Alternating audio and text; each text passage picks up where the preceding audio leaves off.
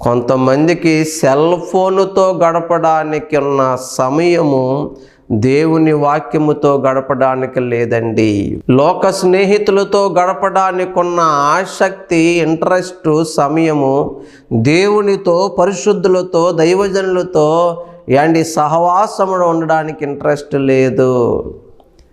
ప్రియమైన దేవుని బిడ్డలారా, చాలు.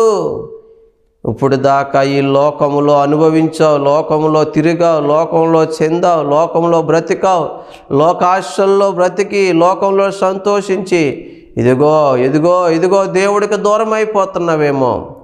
ఇప్పుడైనా కళ్ళు తెరుచుకో.